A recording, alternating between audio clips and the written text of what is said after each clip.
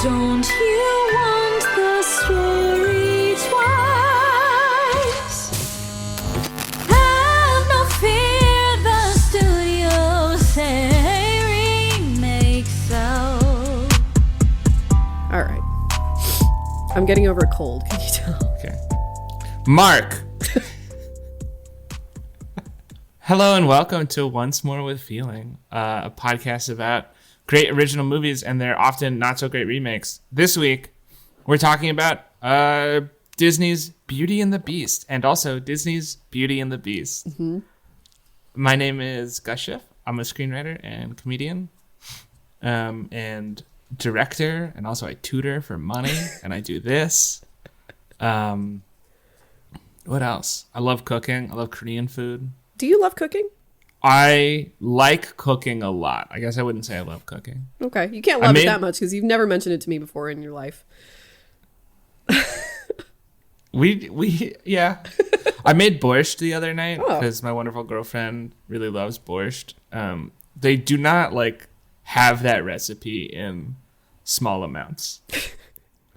They only had the medium servings. The medium amount of borscht you can make at one time is 8 servings. That kind of tracks. It does seem like the kind of dish that you prepare for a family of 10. Yeah. So I still have 4.5 servings of borscht in my fridge. You know what I made the other day? I What? made black bean soup with beans that I grew my fucking self. Oh my God. That's crazy. What's your name, farmer lady? Well, I'm so glad you asked, as you might say. I'm Mariana, and I'm a film critic and media scholar, and I also tutor for money. Nice. 2 tutors pretending there's something else. Episode 12. And I'm a little bit sick, so I have some tea. But that's great because it means I'm a little grouchier than normal today, which I think is a good condition to be in when you're in a situation where you have to talk about Beauty and the Beast 2017.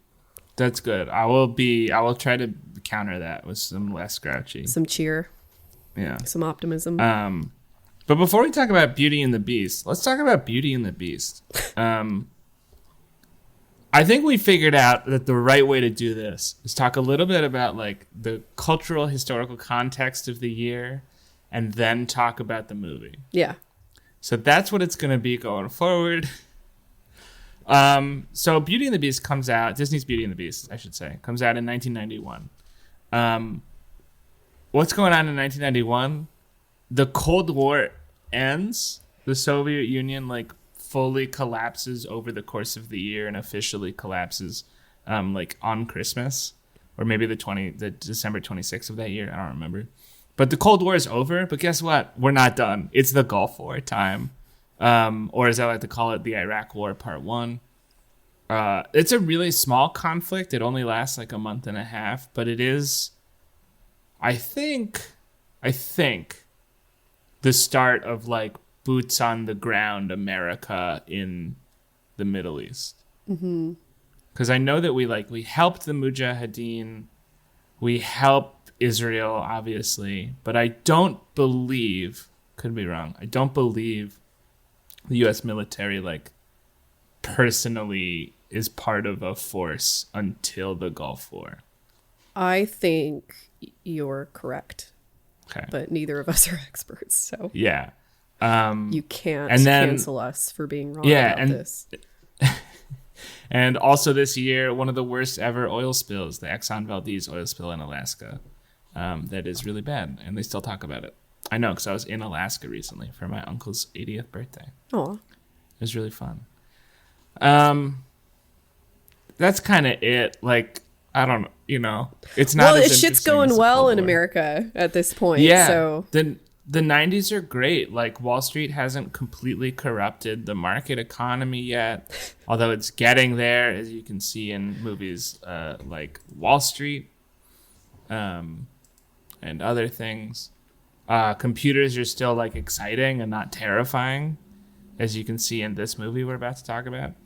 And one of the other things I want to do now that we're in more like recent times where people might recognize other movies that came out that aren't Disney. I just want to mention some of the other movies that came out in 1991. Just, you know, Oh no, just to see what I love they were doing going up this. against. It's one of the things that I point people toward when they're like, Yeah. "Oh, movies have always been shitty or whatever," and like, no, pick a year. Look at the Well- year 1998 and see what movies came out that year. I'm picking the good movies from 1991. Great movies from this year include Terminator 2, one of the all-time best action movies, according to a good number of people. The Silence of the Lambs, which is excellent. Hook, which I have not seen, but I think You've like a lot. never seen Hook? I've seen the beginning of Hook, and then they got on the pirate ship and they started flying away, and I got scared. I was like 9. It's a little bit scary. Gus, Yeah. you gotta watch Hook. Okay, Oh I'll my watch god. The Addams Family comes out, the first one. Not Addams Family Vacation, which is I also watched most of, and then she started killing children, and I got scared. You're gonna I be stopped so watching. much fun in the horror season. God, I can't wait. Yeah, Oh I'm my god, I afraid. can't wait. The Naked Gun 2.5 comes out. Leslie Nielsen, one of the all-time best comedic actors, and Kevin Costner's Robin Hood, Prince of Thieves comes out. So, you know, and then alongside those, so does Disney's The Beauty and the Beast. No, just Beauty and the Beast. Here's how that story goes. That movie goes. So it opens with a really wonderful, like, stained glass voiceover. It's beautiful. It's really nice, telling the story of the super vain prince who denies like a nice place to stay for this enchantress, and he's cursed for his selfishness and his vanity to become a horrible beast unless someone can ever love him. And then several years later, in the nearby French village, we meet the young and beautiful Belle, I should say 18th century French village, who's smart and she reads and she's not vain at all. And we also meet Gaston, who's a big, handsome, violent idiot, and he wants to marry Belle because she's the most beautiful girl in the whole village. That's all he cares about. Belle's dad is an inventor, and he takes his invention to the market, but he doesn't make it to the market. He gets attacked by wolves on the way, and he runs away and finds the castle and takes refuge inside. But the beast doesn't like that. He throws him in the brig, or jail, I guess, because it's not a ship. The dad's horse, named Philippe, runs back to Belle, and Belle's like, "Oh no, what happened?" And the horse takes her to the castle, and she sees her dad imprisoned, and she offers to switch places with him so that he can go free. And the beast says, okay. And at first, the beast is like awful and mean and very temperamental, temper tantrum throwing, but with the help of his servants, who have all been transformed into household objects, and Belle, he becomes good and patient. Gaston conspires to put Belle's dad in the loony bin to force Belle to marry Gaston. So Beast lets Belle go save her dad, like releasing her from the pact. Very sweet moment. And Belle tells all the villagers her dad is not crazy. The Beast is real, and she shows this magic mirror as proof. Magic hand mirror, I should say, not like from Snow White. And then Gaston rallies all the villagers to go kill the Beast, and they invade the castle, and the servants beat up all the villagers, but Gaston runs past them and shoots the Beast, who's super depressed, with his bow, and also stabs him with a knife, but then Gaston falls off the castle and dies. And then the Beast also dies, but Belle loves him so much that the curse breaks, and the Beast is now the prince, and he comes back to life, and everyone lives happily ever after. Mm-hmm. So this particular version of the like woman falls in love with a monster, and then he turns out to not be a monster.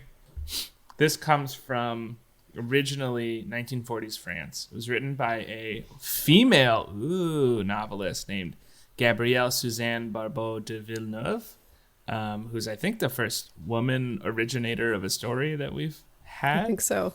I tried to understand, like I tried to read through her version. It's super complicated and really long. There's like gigantic soap opera level twists. It's like Belle is the youngest of 12 kids, except she's not actually her merchant dad's daughter, which is good because after Belle breaks the curse, the prince's mom comes and she's like, you can't marry her. She's a lowly merchant's daughter. And then the fairy shows up and is like, actually, she's the daughter of this queen from far away. And then the whole rest of the book is just explaining why it's okay for this commoner and this prince to get married. And of course, 40 years later, all the aristocracy would be executed.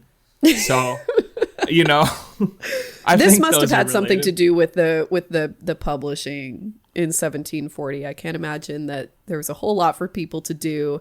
And surely this was like written for the aristocracy, right? Well, I don't know, because like 16 years later in 1756, a different woman, Jean-Marie Le Prince de Beaumont, took this tale and abridged and adapted it into a much shorter version and put it in a children's book. And it's a lot simpler and it doesn't have all this like dumb stuff in it. So I don't know, like I do know, and you know, for all those college students who have ever tried to read like several 100-year-old like philosophy texts and have gone like, what in the fuck are these people talking about? When books were rarer, like even post printing press, but before like gigantic, huge mass literacy, the more time you spent on a single book, like the smarter you were. And so a lot of writers at the time, and I guess novelists too, intentionally wrote overly complicated prose and plots because that kind of complexity was seen as like good, even reading now when it's stupid. So it could be that. It could be a victim of that. I don't really know. But this story, like, it spreads like wildfire. It's translated into 40 different languages. Every European country has their Beauty and the Beast story, and also like Cyprus, and it shows up in China. I don't know if it's from this book, but you know, they have their own story. So huge story, very, very big. In 1946, the French director Jean Cocteau, do you know? Mm-hmm. Does that sound familiar? Yeah. Did I pronounce that correctly? Mm-hmm. He releases the French movie La Belle et la Bête, The Beauty and the Beast, but in French, which it, like becomes an all-time classic French movie. That movie, actually, the 1946 one, is where the animated, like, inanimate objects comes from. It's not in the original story. In the original story, all the servants are turned into animals, not like clocks and stuff. And this is very interesting because this was brought to my attention by my wonderful girlfriend.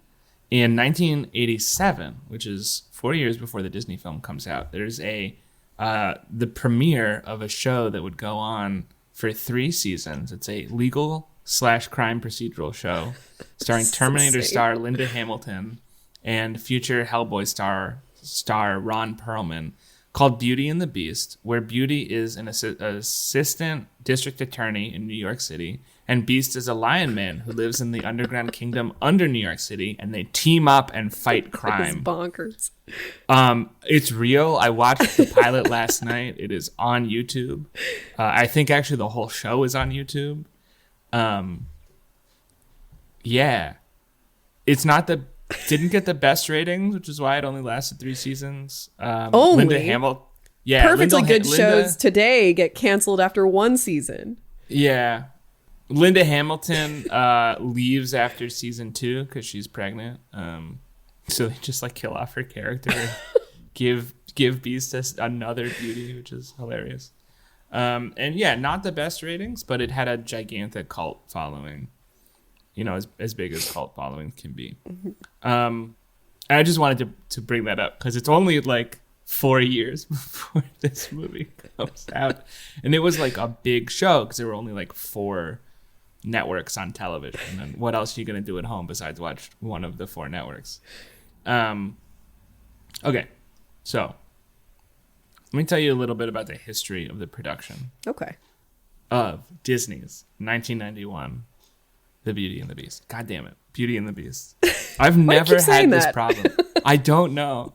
It's another Maleficent issue. Well, you've nailed that, so. Yeah, after a while. So Beauty and the Beast, like a shocking amount of Disney's stuff that did not come out in the 30s and 40s, had been in development since the 30s and 40s in some way or another. This is according to Roy E. Disney, that's Walt's nephew. Walt Disney had some version of this idea since basically Snow White blew up. But according to Roy, it was like World War II that messed up that original plan because they went to all those like training videos. Walt tried again in the 50s. That didn't work out either. Apparently it was a tough story to adapt. So it's like 4 decades later, and Disney is finishing up like post, and they're starting to do test screenings and festival screenings for Who Framed Roger Rabbit, which comes out in 1988. And it's really, really, really going well. At that point, The Little Mermaid had been in production, and it was coming out the next year in 1989. They were making the educated guess that Who Framed Roger Rabbit and then The Little Mermaid would both kind of reinvigorate public taste for animated movies. Which they did. They absolutely did. Like Who Framed Roger Rabbit, according to a handful of film historians whose names I don't know, is like the reason that we get the Disney Renaissance, which starts with The Little Mermaid. But of course, due to Disney had like roughly a 4-year production cycle for their animated movies, Little Mermaid had been in production for a while. And, you know, it just ended up really, really good. So they had Little Mermaid, and there was excitement growing. There was excitement growing in Disney, the company, for this kind of return to form that was being spearheaded by like the new chairman, Jeffrey Katzenberg, who would later go on to produce movies like Pirates of the Caribbean and also Jungle Cruise. So, you know, he doesn't have great taste all the time. So Disney has The Little Mermaid coming out in 1989. So I think originally the idea was like they wanted some variety in their animation. To contrast The Little Mermaid, they wanted like a more grim, more adult, non-musical animated movie, which is what The Beauty and the Beast was going to be.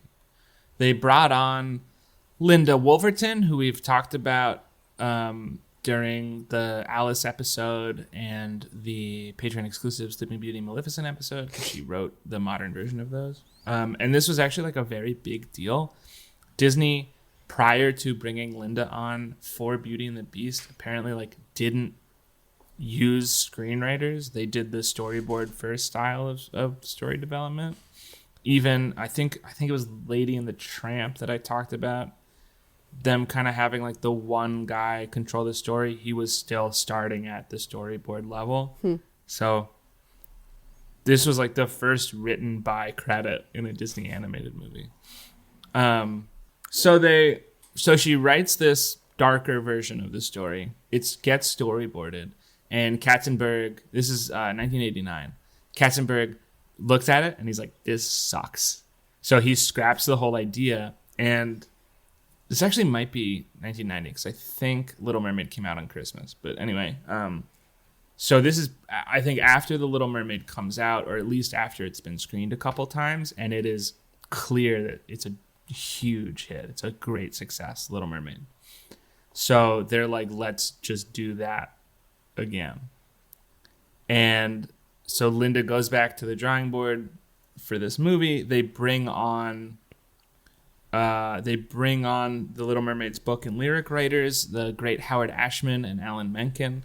Ashman would sadly die from complications of AIDS before the movie releases. And they do it like Little Mermaid in the style of a Broadway musical. The Ashman and Menken, they mention that, like, who also, by the way, wrote Little Shop of Horrors, I believe. So they're amazing. They are amazing. They wanted to differentiate this movie from The Little Mermaid was like pop rock reggae calypso style music, and they were looking at the movie and they were, talking with Linda and looking at the storyboards, and it's like, okay, it's France, it's the 1700s. What's French? Operettas. So they wrote the music very opera-y, and it's really cool. So Linda rewrites it with more comedy, and it's nicer, and then there's songs, and it goes into production. It's really good. Do you have any thoughts so far? I feel like I'm just lecturing. No, this is fine. Well, I guess my thought so far is that good call to go ahead and scrap it and start over. Yeah. I think that because I know that like there was a period of time there in Disney with like Black Cauldron, a little bit of Sword in the Stone, where they were trying to be a little darker and a little more mature to match the kind of animation style that was popular in the day. And those movies, they don't suck, they're fine, but like it's not really Disney. I can't imagine that this would have been as much of a hit as it was if they had stuck with that original darker version of the script. The one that we get is plenty dark. It's one of the things I really love about it. Yes. Yeah. So yeah. Yeah, and it's not that like I don't remember The Rescuers Down Under. You don't? Is it dark at all? Little bit, yeah. Yeah. It's about so poaching. Like right. So that came out in like a year before. That came out in 1990. So it's not like they didn't have that in their oeuvre. Say that word again. Oeuvre? Oeuvre? Of? In their eggs. Yeah, no songs in The Rescuers either. Are there songs? No songs. No, there's no songs. Oh, that's what you said. There's no songs. Correct, okay. yes. Oh my God. Jeez. You know why they set Rescuers Down Under in Australia? No. It's because Crocodile Dundee did well. Is that true? It is true. That's it? Yeah. That's all it took? That's the whole reason. That's hilarious. Anyway, back to this movie. So, like I mentioned earlier, the Disney animated movies, I think around this time, because if you remember any of our previous episodes, that's not the case for a lot of those movies. But these animated movies had a 4-year production schedule. Beauty and the Beast, though, it only gets 2 because they spent 2 years on the scrapped version of the movie. It's the second movie ever to be after The Rescuers Down Under, to be animated using the computer animation production software called CAPS, which was a Disney proprietary software that Pixar developed to animate using a computer. It was like the first software that allowed hand-drawn like 2D art to be used alongside CGI, which you can see most clearly in the ballroom scene at the end, where they sort of animate them in this like swirling, obviously like CG ballroom. But it shows up a couple other times, like the dancing forks on the chandelier and Be Our Guest. And also, fun fact about the ballroom scene, their dance is, I guess, traced over the Sleeping Beauty one, which production-wise, they did it because they were running out of time to finish the movie. So they just literally didn't have time to draw it again. But I think it makes a very nice sort of homage to... Yeah, a little cherry on top of the movie. Yeah. So the movie comes out, and critics and audiences both absolutely love it. In its initial we knew what good movies were in the early 90s. In 1991, they did. They fucking love this movie. Its initial release, it makes like $478 million domestic and worldwide. That's almost $500 million in 1991 money. I think today, that would be worth well over $1 billion today. Disney, interestingly, explicitly markets this movie to both children's and adults, compared to, as we will have discussed last week, but for us in the future, The Little Mermaid, which they marketed mostly to kids. In fact, I read this NYT, I gotta write these out in my notes because apparently I just read it without thinking. According to the New York Times article, that's called "Target Boomers and Their Babies" by Janet Maslin, whatever. Disney actually, they were big into merch at this time. By this point, they released the adult-oriented merch before like kids stuff. By which I mean they had like Mrs. Potts style tea sets available before they had like Cogsworth plushies. Roger Ebert for the Chicago Sun-Times gave it 4 out of 4 stars, saying Beauty and the Beast slipped around all my roadblocks and penetrated directly into my strongest childhood memories, in which animation looked more real than live-action features. It's a reminder that animation is the ideal medium for fantasy because all of its fears and dreams can be made literal. No Gothic castle in the history of horror films, for example, has ever approached the awesome, frightening towers of the castle where the beast lives, and no wolves could have fangs as sharp or eyes as glowing as the wolves that prowl in the castle woods. I could see you nodding along. I did pick that. I did pick that very explicitly, and we'll come back to that, I suppose, in roughly 20 to 30 minutes. And then Gene Siskel for the Chicago Tribune had a glowing review saying, more than just a terrific animated film for children, Beauty and the Beast revives the American movie musical, building on the success of The Little Mermaid. And then both of them on their show said that Beauty and the Beast was a legitimate contender for Best Picture Oscar. And it was nominated. Big deal for Best then. Picture. This is like Oscars, are like, it's like the peak of the sophistication of the Oscars and the public regard for the Oscars as a legitimate award for to mark the quality of movies. Yes. It did not win though. The winner that year was Silence of the Lambs, but it did win Best Score and Best Song for Beauty and the Beast, which is good because they had 3 of the 5 slots for Best Song. And they deserve all 3. They deserve to be all 5 nominees. Yeah. I don't know what the other songs were, but I don't know what the other 2 would be either. And of course, this movie was so successful that it was adapted to the stage. It was the first Disney musical to get a Broadway adaptation after a brief tryout in Houston, of course. It lands on Broadway and it stays there for 13 years. It runs from 1994 to 2007. That's 5,461 performances.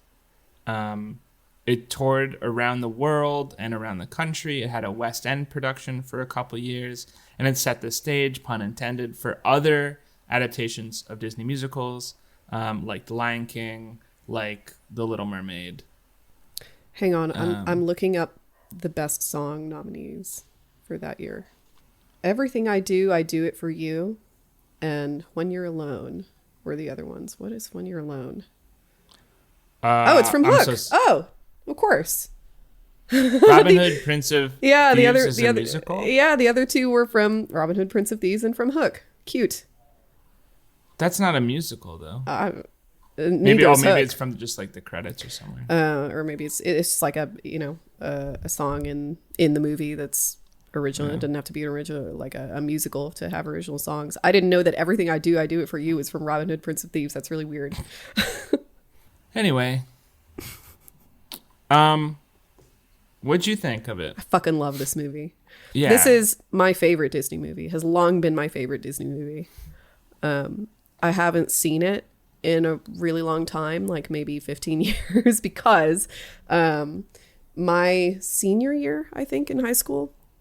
I was in my high school had a weird set up to its drama program where like the kids who did the school musical were not the same kids typically as the kids who were in drama. So I was a theater kid, but I also was in stagecraft, and so I didn't act in the Beauty and the Beast musical. I was like part of the crew, and saw that musical so many goddamn times that I decided if I never heard anything from Beauty and the Beast ever again, it would be too soon. So I haven't seen Beauty and the Beast since.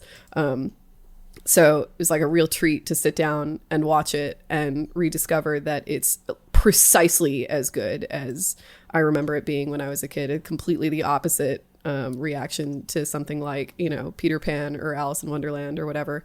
I had great taste as a child. This movie fucking rules. It's so good. It's very good. Just start to finish. It's a masterpiece. It's been really interesting going in the order that we've gone in, because like the movies started really pretty, and they've stayed really pretty, for the most part. But every now and again, there's like a very interesting, like, giant leap in quality. Like when we went from, and I hate to reference a movie that's not available to the public, or our version. I hate to reference the patron exclusive one, but like going from like Lady and the Tramp to Sleeping Beauty was like a big jump with Sleeping Beauty, and then going from that even to, or I guess going from the Jungle Book now to Beauty and the Beast was at least as big, if not more so. Like that opening stuff with the stained glass, and then like with the forest that they push through to get to Belle's house, is like, it's so colorful and it's so detailed and it's so gorgeous. And it's actually like, I'm interested to compare this to last week's episode, which we have not recorded yet, because I was reading that this CAP system, the computer animation production system, was a big reason why like they were able to restore techniques, drawing techniques, and I think inking techniques from before they did the Xerox thing. Oh, interesting. So some of the really beautiful stuff from that they lost after Sleeping Beauty, when it's like still really like 101 Dalmatians is still gorgeous, Jungle Book is still gorgeous, but they're there's, different. like, yeah, it's a little less detail. Yeah, they were able to get that back without losing, you know, the efficiency of this new style, and I think that they use that to like very great effect. Yeah, it's like, it's so crisp, it's so detailed. Yeah. Everybody's like, you know, everybody's actions and emotions are so well rendered, and it doesn't do that, you know, as a criticism, I don't know, minor criticism that we've had about things like Dumbo or Alice in Wonderland, where it seems like you can tell when they're cutting corners, you know, like whose faces they're deciding to not really worry about in the moment because they got to get this project done. Right. Like the fact that the pre-production for this movie was cut in half from scrapping the entire previous version of it, and it still turned out this beautiful and well crafted, is like this movie's astounding. It's so good. Just like, it's really good. And I mean, imagery aside and animation quality aside, like the storytelling is so just like swift and effective and efficient, and it doesn't leave anything out, but it doesn't include anything that doesn't need to be there. It just like, it's such a clip, it doesn't stop. my one critique on that, and I agree, like the pacing was so good, I felt like in the third act, kind of when everything was coming to a head, it got a little too fast for me. But that was just like a small part, very forgivable. Really, like, did not affect my enjoyment of the movie at all. It's just like, if I had to say. I mean, I think the idea is that like, and this is like a dangerous road to go down, I understand, but like at that point, you know what's going to happen. Like, you know where this story is going and what the ending is going to be. Why belabor the point? Right. All right, let's just wrap it up. Let's just get through it. Yeah, obviously Luke's gonna blow up the Death Star. Do we really need the trench run? Yeah. Come on, guys. So at the end, it's all like, I love that it's all action and it's pretty slapsticky, and the dialogue is very spare. Yeah.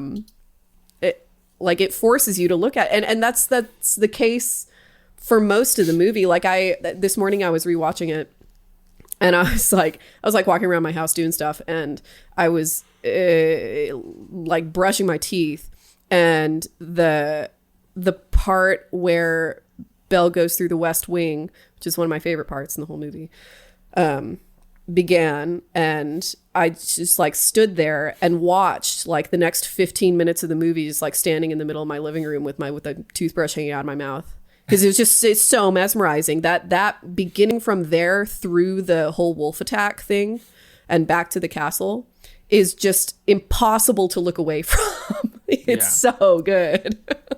It's really fascinating looking at it as a writer, especially a writer who loves me a good dialogue scene.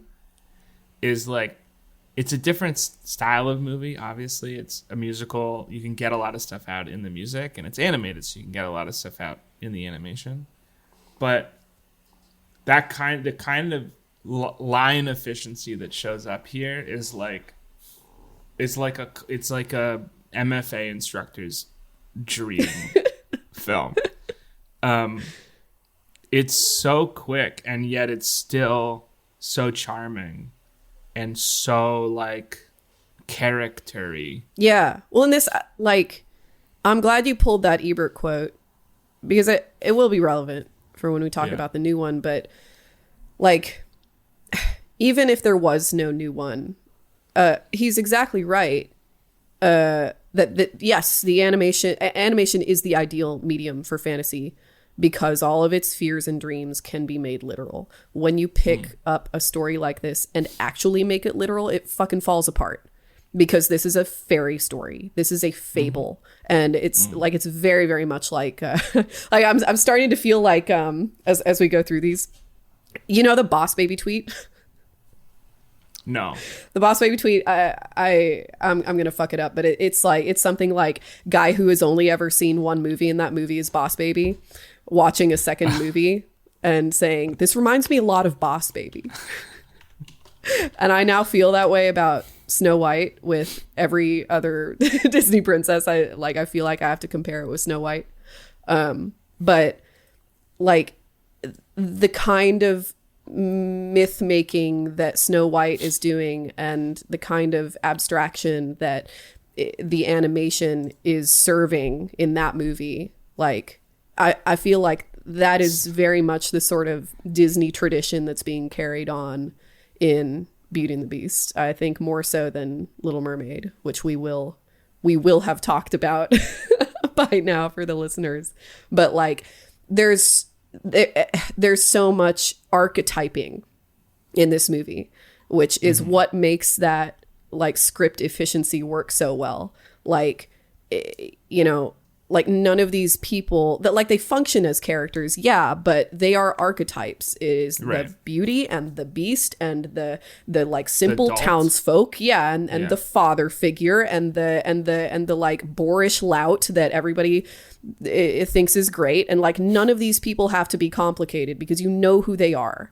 And the point of the movie is, you know, this like, the emotional dynamic happening between Belle and the Beast, and what that says about how people can change and under what conditions, and you know, what is beauty and what is goodness in those kinds of scenarios, which is can never be literalized, you know. Right. God, I love this movie. Oh my God, it's so good. The songs are incredible, and the way they're so good. They're so good. What's your favorite of the songs? Yeah. I mean, guess. I don't know. I guess Be Our Guest. Yeah, obviously Be Our Guest. Obviously. What do you mean obviously? Listen, I think I've listened to this song in 8 languages. What is it about Be Our Guest? It's because all the songs are bangers. There's not a single bad one. They're all bangers. One of the notes that kept coming up was like, this show, or all of the Disney Renaissance movies, except for maybe Tarzan, but unfortunately we're not covering that because it was not remade live action by Disney, were like written as Broadway musicals. Mm-hmm. And Be Our Guest is the most Broadway musical song of a show that's already a lot of Broadway musicals. They even choreograph it like a Broadway musical. Yeah, exactly. And I don't want to, I'm a big fan of Broadway musicals. I send you my did I not? Oh, I didn't send you my Spotify Wrapped. My number one song genre this year was musicals. Cute. And I just like it so much. What was your favorite song? I have a really, really hard time deciding. They're also between two or between all of them? Between four. Man, like Human Again. I know that Human Again was taken out of this movie, and that was like a big like deal for they spent all this time working on that song and animating a whole sequence for it, and it ended up just being way long. And if that song were included, that would have been like the stinker of the movie. That's the one everybody skips through. They added it back into the musical. It was put back into the stage play. Fun fact. Yes. I love Be Our Guest, but I also love Belle, the opening song. I love Gaston, and I love Something There, which I think is kind of an underrated one. I think it's very sweet and does a lot of like really efficient storytelling in not a lot of time, but in a way that still keeps your interest. It like builds their chemistry and characterization. It's just it's so good. It's so good. I don't know. What version of this movie did you watch? Did you watch the version with Morning Report? Or I'm sorry, I was looking at the wrong thing. With Human Again in it? No, I didn't. Okay. I did. I must still own the DVD. I got a DVD of Beauty and the Beast for Christmas one year when they re-released it from the Disney Vault or whatever. Mm-hmm. There's like a weird DVD menu game, like video game you can play on it. It's very strange. I remember those. Yeah, that one had Human Again, and I do remember skipping through it as a kid. It's not a very good song. It's okay, but it's more of a 91 out of 100 instead of 98. It's only an A-. It's exactly, not an A+. Yeah. Which was, incidentally, the cinema score for this movie, which is very rare. It's an amazing movie. Like there's so few bad things to say about it. I can't think of any good. Really. It's scary. It's quite dark. And the way with the wolves. Yeah, with the wolves. And I also remember being like kind of freaked out as a kid. And I know this is like a fairly common reaction by the carriage that gets up like a spider and walks around by itself. That was kind freaky. Of creepy. Yeah. The castle is freaky. I didn't like how its legs moved. Yeah, the noise it made, it's like skittering. It's very strange. The entire West Wing sequence, like the way that this movie implies stakes through aesthetic, is so effective. It's really good. It's I don't know. I think we'll talk more about the Renaissance next episode. Not last episode. We will have. You've already listened. I'm getting confused temporally. We've probably already talked a lot about the Disney Renaissance. I have a feeling we're going to discuss it. Mm-hmm. We will have discussed it a lot in the last episode. But I think like one of the things about the Renaissance and the way that it came about is Disney was like they kept their animation studio, but they moved them out of the main office and they kind of sequestered them in an old like airport hangar.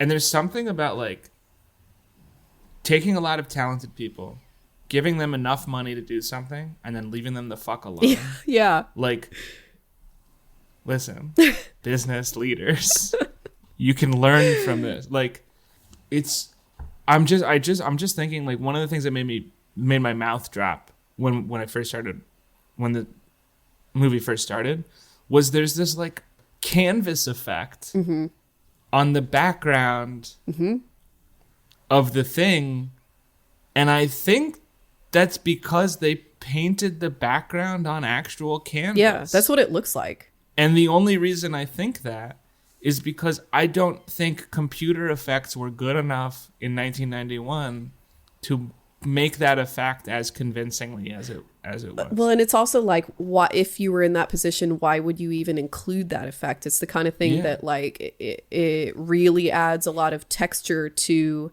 the final product that you wouldn't even think to include in the beginning, which is why AI can't make art. It's there's a lot of, I think we've talked about this a couple of times. A lot of the really wonderful things of art come from like mistakes and necessity. Well, and also, like go ahead. I was just gonna use that example of the dancing scene at the end being a trace over of the Sleeping Beauty thing. It's like they did that out of necessity, but it ended up a very like beautiful homage to the company and a connective tissue that it works really well. I was gonna say, I don't know if you found this in your research, but I know that it's like, the one like bit of trivia that just like stuck like Velcro into my brain. I don't know, like 10 years ago when I was looking at the Wikipedia page for Beauty and the Beast or whatever, that like all the gargoyles in the castle are like are like concept art for the Beast. That's amazing. I did not see that. And that's why they're all so detailed. They're all different from each other, but and like it's another one of those things that like you can't foresee doing that in the beginning when you're beginning work on this project. Like, yeah, of course you're going to have all your artists come up with a billion different concept sketches for what the Beast is going to look like, knowing that you're going to reject almost all of them, but like you have to have that output so that everybody can see how everybody's thoughts are going.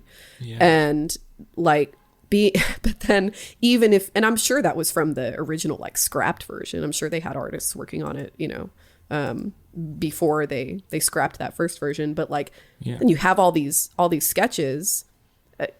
Put them in, like find something to do with them. And they did. And like the effect. And it's so good. It's so, and like the effect so of that. Spooky. It's so spooky. And it's also like, it's thematically relevant, like to have the Beast be surrounded by all of these renderings of, beastliness and it's like kind of horrifying, and it's just so good. Ugh. What was your favorite part? I have like 7. So Beast has anger difficulties in this movie, and I related pretty hard to it as someone who has mostly overcome a propensity towards anger. I think my favorite part was when they were eating together the soup, and Belle uses the spoon. Beast is like slobbering all over the soup, and then Belle uses the spoon, and then Beast tries to use the spoon and can't. And he makes that funny noise, and there's that like hilarious bit of animation where he's like, yeah. And then they both lift up the bowl and sip it. I thought that was... It's so cute. It's one of those things that's like, you don't need dialogue there. Yeah. Let the animators do their job. Yeah, I wrote in because I knew it was going to have like a list of, big long list of favorite parts, and I just wrote down spoon. I liked when this is my favorite like tiny moment. I love Maurice, and I love how he's animated and how he's voice acted and characterized. I think he's a really great character. And when Maurice and Philippe are going to the fair, and for a couple minutes it becomes Philippe's movie, and he's our point of view character, and they reach that fork in the road, and you see from his point of view this like dark, scary path, and the like bright, shiny path, and he's like, this way, we go this way, and Maurice forces him into the other direction. I think that's super funny. It's a super funny movie. It's really good. Cogsworth and Lumiere are like one of the all-time movie duos, and again, very like Horace and Jasper, you've got the kind of tall, skinny guy and the short fat guy. It works. The entire thing works. There's not a single It's- part of this movie that doesn't work, which is like, I think even more remarkable when, you know, as we'll talk about really a couple minutes here, because we've already been talking for about an hour about this first one. But like, when you sit down and try and parse this movie and the logic of what's happening, fucking of course it falls apart. Yeah. Because it's not supposed to be literal, you know? No. Yeah, why do the townsfolk all forget that this castle, who gives a fuck? That's not the point. You know? And so the fact that this movie functions as well as it does, you know, even with those like, you know, plot holes, I'm doing big fat air quotes here, is I think something to really celebrate and, you know, look at as a point of interest instead of a mistake. It's not a mistake. This movie works exactly as it's supposed to. I love it. God, it's good. You want to talk about the new one? Before I do that, I want to shout out to Patreon. Oh, yeah. This episode is brought to you by our 39 wonderful patrons who allow us to keep doing this. People like Just Chip, Isaiah Evans, OK Biddy, Dr. Foes, Orestes, Andrew Osborne, Sheila Kelly, that's my mom, Spooky Teeths, Deborah Stanley, William Bentley, Janelle Rose, A Long Way Home, Ryder, with an emoji that I can't see because I'm not wearing my glasses, which I have now, Seamus Braytag, Britog. Do you know what his name is? I do not. Okay. The Wizard Sober, Mark Wampler, Seatone, Wellen Inspector, Sociostash, Fading into Obscurity, The Antithesis, Wells Harrell. No, that's probably Harrell. Wells Harrell, Forrest Cochran, Ted the Dead, Ryan Faber, Andrew Ray, Samoa, Gun Parade, Colleen Burns, Chimerathon, Charlotte Detweiler, James Trendle, Sky Kallian. Guys, can you like have simpler last names, please? Just add like a little phonetic guide next to your name whenever you sign up for Patreon. Give Gus a break. DM me on Discord how to pronounce your fucking names. Christine H., Chloe, Dana Loy, Donnie, Aaron Summers, and Thomas McFarlane. Thank you guys so much. Thank you. And now, Beauty and the Beast. Yeah, now I'll tell you a tale of woe.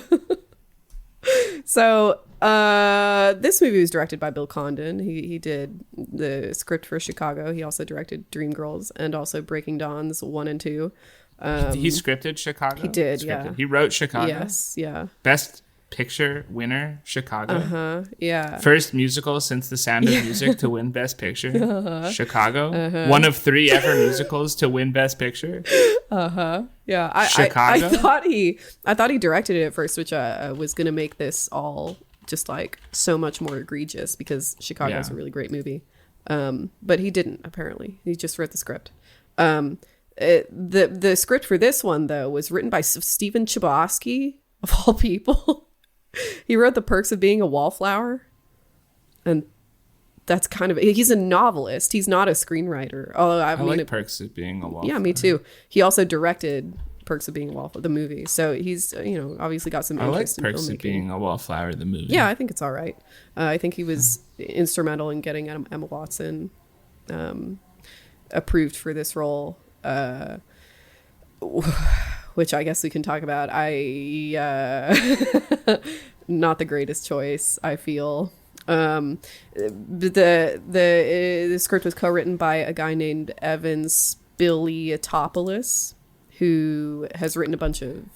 Listen, writers, can you have simpler last names, please? Names like Schiff. Yeah. $255 million this movie cost. That's a lot. It's a lot. I will say, I think you can see all those dollars on screen though, at least, you know. I think it's a pretty good looking movie, and I do like that there are actual sets that the people are walking around on, you know. I really appreciate that. I was about to say I don't know, and then I remembered that they did like build a whole fake town. Yeah, they built a whole fake town. Like all the costuming is really beautiful. All the all the ornate gilding and crown molding on stuff. It looks really good, and it's obviously there in the room, which is nice if you're going to spend $255 million on a shitty movie. And it made, holy shit, $1.26 billion. Oh my God. Can I tell you something very interesting? Yeah. That's a worse return than the original Beauty and the Beast. Really? Yeah, the original Beauty and the Beast cost $25 million to make. It made almost $500 million. Yeah. Wow. That's 500 divided by 2. That's very interesting, actually. Wait, divided by 25.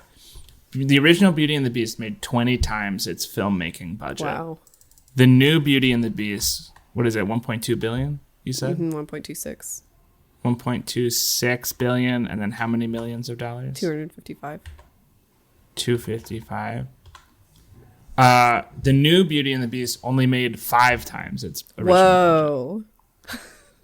That's budget. very interesting. That's a big difference. I don't know what that says about Disney or about filmmaking offhand. What do you think? I'm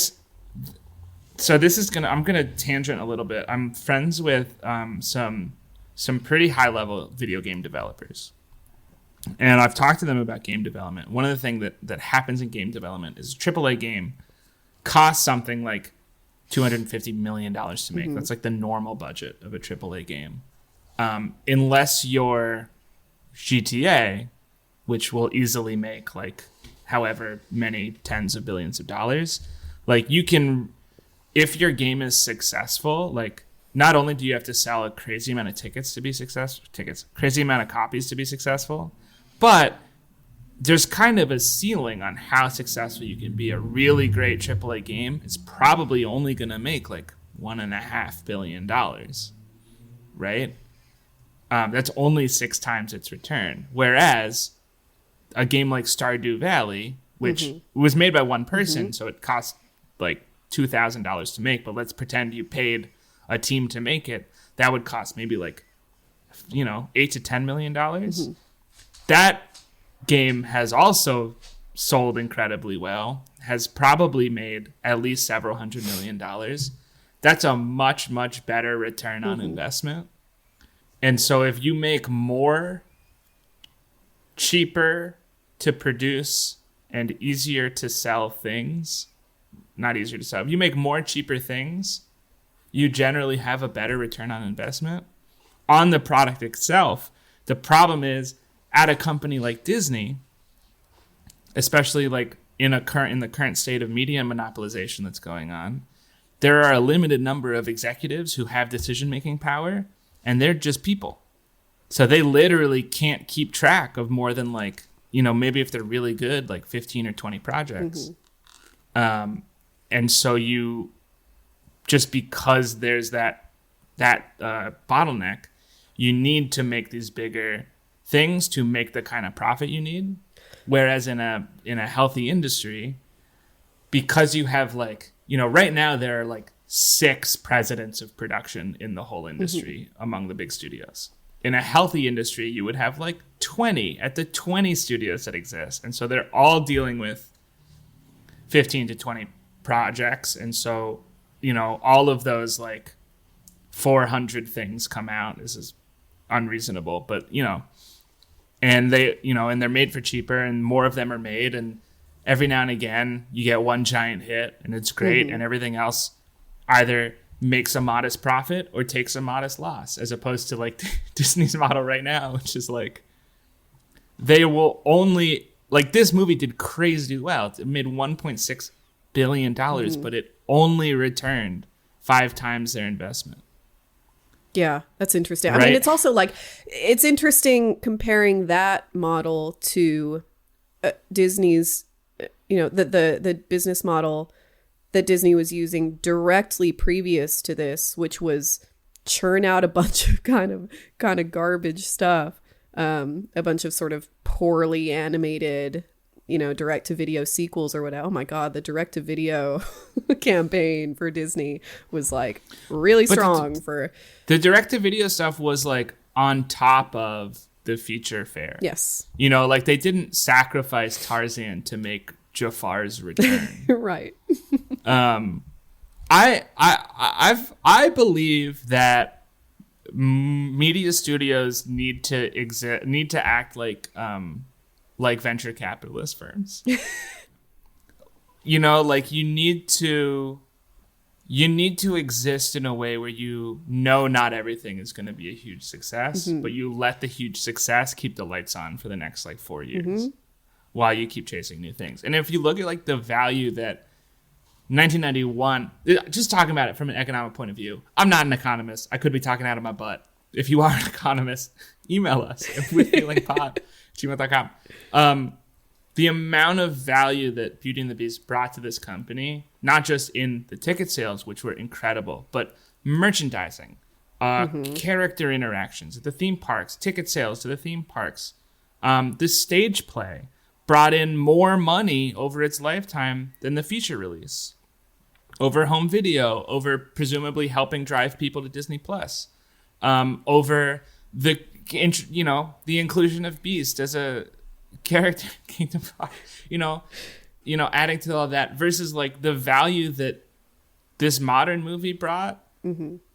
It's just like the modern movie only has the ticket sales. It's not it didn't last. Yeah. When you search on Google Beauty and the Beast, it gives you the 1991 It's movie. It's exactly the sort of poor agricultural methods metaphor. It's a perfect representation of that, where it's like you've already extracted all the value that you're going to get from all the merchandising and all the licensing and all the original stuff that made this such an incredible hit for Disney way back when. Did you see that Disney just signed a licensing deal with Sora today? No.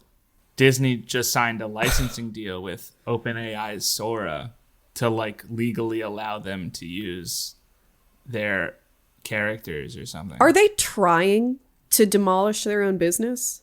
I don't understand it. It's the end result, I think. It's the natural end result, and it's the natural death spiral of a successful company. Yeah. Where they become so focused on profit margins and stock price that it permeates through the culture of the company. And so the leaders, and maybe not like the people lower down, I'm sure they're not. I know people who work at various Disney companies and they all love movies and they're all very good people. But the leadership, all of their decisions are based on money. And that just leads to like an Ouroboros and self-destruction. Yep. Yay, capitalism. Yay. The crown jewel of American civilization. Yay. Yippee. It's actually made of ash. I mean, this, and like even with the direct-to-video stuff, it seems like that was like kind of an indication that this is always going to happen. None of this should be a surprise if, for anybody who's been paying attention to Disney's behavior in the past 25 years or so. Michael Eisner's been trying to make a Beauty and the Beast remake since 2006 because he really liked the musical. And, that was the age of all these direct-to-video sequels and this and that. We're already recycling all this IP, or we're already, trying to lean on nostalgia and adding all these addendums to stories that are done. They're finished, instead of putting that effort into making something new. Adding compost to your fucking garden, maybe, you know what I mean? So that remake began in 2006 and was slated for 2011, but got put on hold when Michael Eisner left. This is according to Alan Menken, who had been working on it for quite a while, but it seems like he kind of soured on his relationship with Disney after working on Tangled. That Alan Menken is a musical writer, and Tangled is a musical, but you can tell, and he's kind of pointing in that interview in sort of careful and polite ways that it's a musical, but it's not proud of being musical, there's something about it that like the themes of the songs are not like being carried into the score. It doesn't feel like the songs are defining the like, you know, aural aesthetic of what Tangled is. And Tangled feels a little bit more like a movie with songs. Yeah, exactly. Which I think is opposed to this one. Yeah, which I think is to its great detriment. If you're going to be a musical, just be a fucking musical. You know? Don't be a Mean Girls the musical, the movie. Yeah, it's one of those quadrant things. Be a Wicked part one. Yeah. It's one of those quadrant things that you like to talk about, where it's like, okay, so we have to like carve up our movie so that people are only really enjoying the things that are specifically meant for them, and then they just kind of sit through everything else. So Alan Menken says that he had like some serious problems with Tangled. Like he would write all this great stuff that he thought was great, and I believe him because he's Alan Menken, you know. And he would take it to the directors, and they'd be like, "Oh no, too much musical," and he'd be like, "What are you talking about? This is what you asked for." So it doesn't seem like he was super satisfied with his relationship with Disney, and this project got scrapped because like musicals were not fashionable at that point in time. At that point in time, what was fashionable was a lot of gritty reboot types of movies, and so for a while Disney was asking for a Beauty and the Beast remake in the style of Snow White and the Huntsman. I'm sorry. What? Yeah. Snow White and the Huntsman with Kristen Stewart. And the blonde girl from South Africa. Yes. Whose name I forgot. Shit, me too. Charlize Theron. Charlize Theron. Yeah. And one of the Hemsworths. Yeah. Mm-hmm. Yeah, they wanted that. Oh my god. And like on the one hand, thank God we didn't get that movie. Like that's it would have been more interesting. It's true, it would have been more interesting. Snow White and the Huntsman is a more interesting movie than Snow White. This is throwing me back into the dark and gritty reboot era. It was awful. It was a bad time, a really bad time. Yeah, I watched as you know, I've been rewatching all the Predator movies, and I watched Alien versus Predator and The Predator, which came out like pretty near each other, and Locke came home one night, and I'd never seen either of those movies, and they're both like they're unbelievably bad. They're absolute garbage. It's a wonder anybody got paid for their work on any of that stuff. And listen, workers demand payment from the capitalists. So Locke came home after I watched those movies, and I was like, those movies are really bad. And he was like, yeah, don't you remember there was like a 5-year span where movies were just bad? Correct. Everybody was okay with it. Like yes. Everybody just kind of understood that movies were bad now. Yeah, Pixar movies were still really good. Yeah, Yeah. But Snow White and the Huntsman was kind of part of that, part of that trend, and that was the time when they were trying to make a Beauty and the Beast remake. Bill Condon didn't want to do that. He wanted to actually do a true musical. To his credit, I guess, and just like it seems like he just kind of dragged his feet on this project until Frozen came out, made all the money in the world. Suddenly musicals are popular again. So that's how he got this job. The president of production at Disney, I picked this like really depressing quote, where he says, "We realized there was a competitive advantage in the songs of Beauty and the Beast." There's a longer quote there where he uses the phrase competitive advantage no less than 3 times. Speaking about like the position that Disney is in, they have, this is all their property. Like all the Disney stuff is their property. We'd be fools to not, take advantage of the nostalgia value for that, which is not strictly untrue. I get it, but fuck you. Can I detour a little bit? Please. And talk about, I think this will make the like light socialists in the crowd a little happy. I think that I've thought about this a lot. My wonderful girlfriend, she had a job, one of her old schools, where it was very obvious, a problem that you see in a lot of organizations where everyone's primary job is not to do good work, it's to stay employed. And I've been thinking about this a lot because a lot of Hollywood is their followers.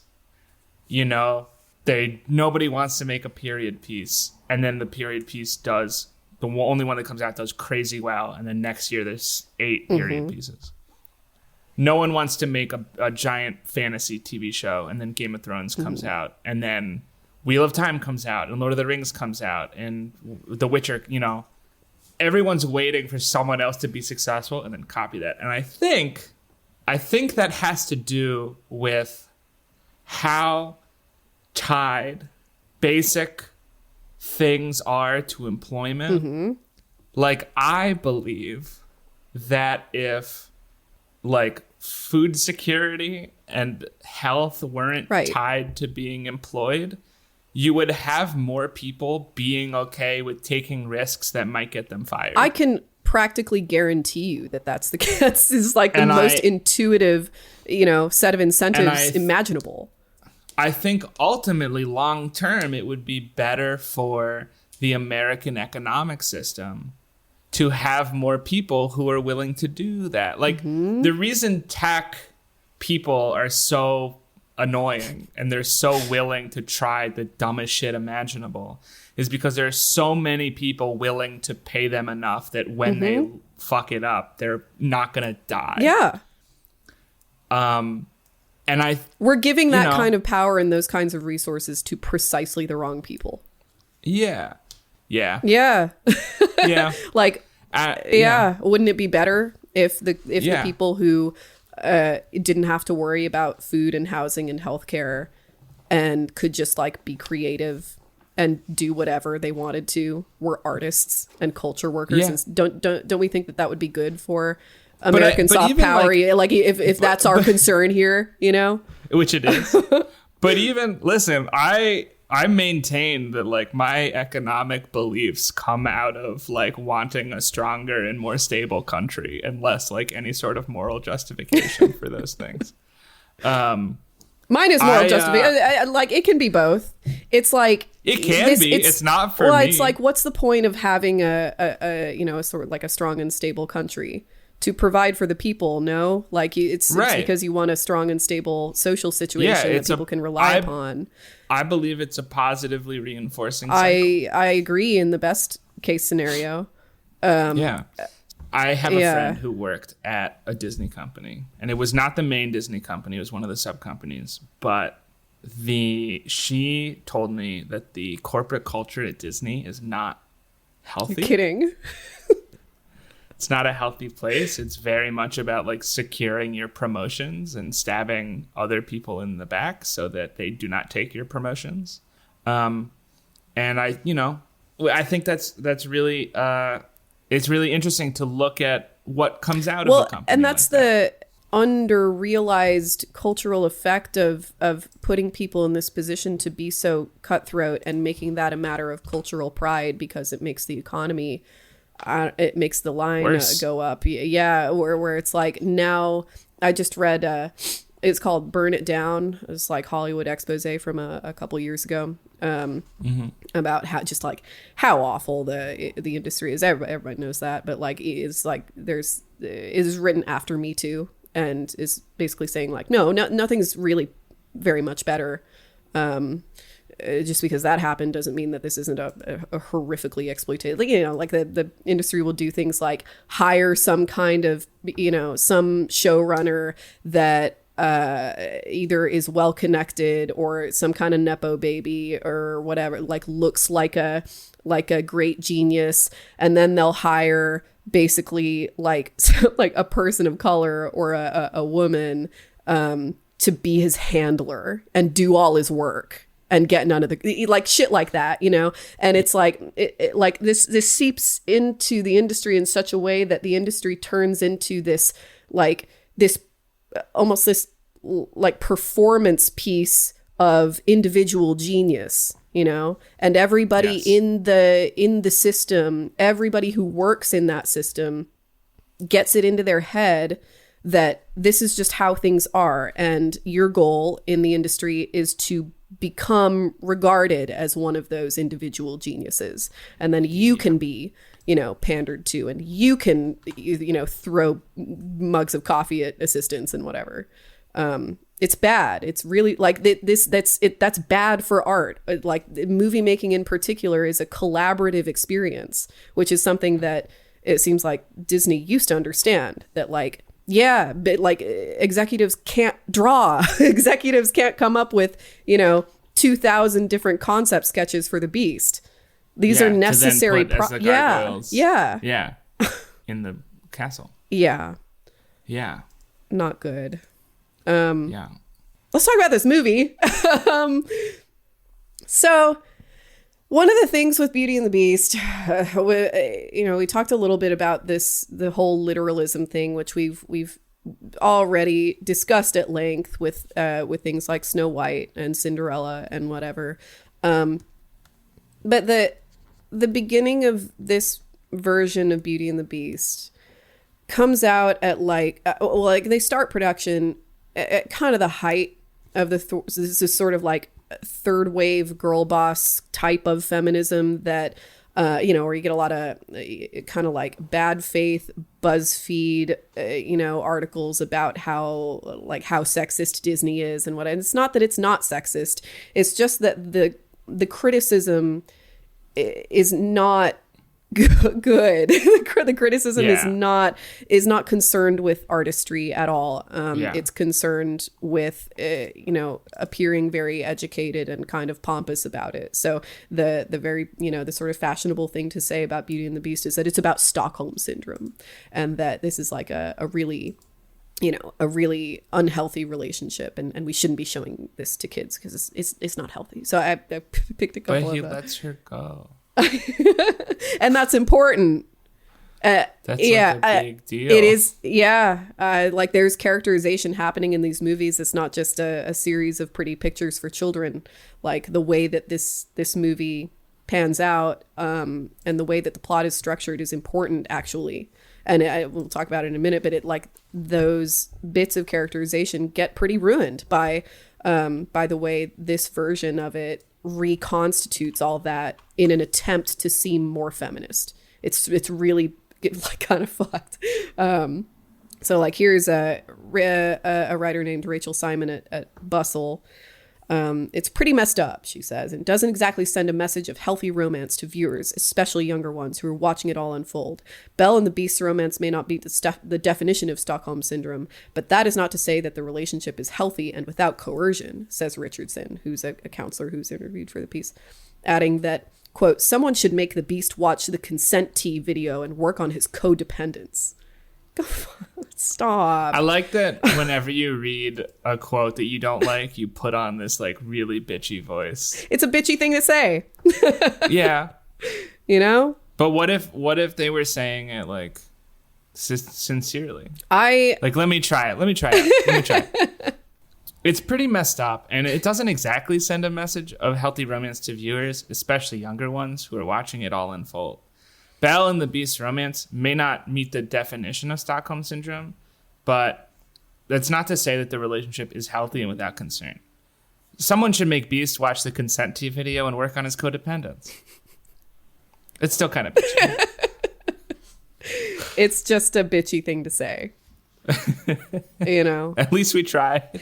I mean, it's like, this was a story written for like the upper class landed gentry of 18th century France. You know, to me, the important thing should not be to accept what's going on in this movie as an endorsement of the politics of 18th century upper class landed gentry France. Like, this movie is, and this story clearly, like, hits with people. And it's not because of those values. It's not because people look at those values and think that they're just unqualified goods and we should just be like that. Like, there are thematic elements to stories like this that still seem to resonate with people despite those kinds of, sort of weird anachronistic politics, and that's why we make art. Like that's like expressing those sorts of otherwise unexpressible aspects of the human condition are why we make movies and why we continue to make movies that are heavily archetypical like this. So much of this, and it's so frustrating too, because it very much reads like the kind of, bad faith criticism that you hear from the right all the time. People who don't like movies, period, and don't watch them with the intention of meeting it where it's at, or with the intention of watching a good movie, is just with the intention of, seeing what there is to pick apart. So here's what tiny thing can I make a huge deal about and make people angry so they click on my article. So here's another writer named... The internet's good for society. Here's another writer named Anna Menta at Elite Daily. She says, when the beast finally does set Belle free, it's presented as a gift to her, for which she thanks him fervently before she leaves with every intention of returning. With all this evidence, I find it hard to deny that what so many gender scholars before me have said. This is an abusive relationship. And then later she says, Beauty and the Beast will always be a film about abuse. That's not what happens in the movie, just explicitly. Like, it's not when the beast sets Belle free, it's not as a gift to her. It's because he's changed. It's because he is valuing her needs over his own. It's a pretty serious, point of characterization in that movie. It's not a gift in the same way the library is a gift. And speaking of the library, part of the issue with this movie is that, it's really bizarre and makes me not believe that feminism was, stunningly, doesn't make me believe that feminism was ever the concern of Disney, because the way that this movie treats its male characters is so totally bonkers and sideways and backwards and whatever other direction you want to choose that, nobody wants to see. The Beast is an asshole in this movie. He's like a huge dick to Belle, in a way that he's not in the original.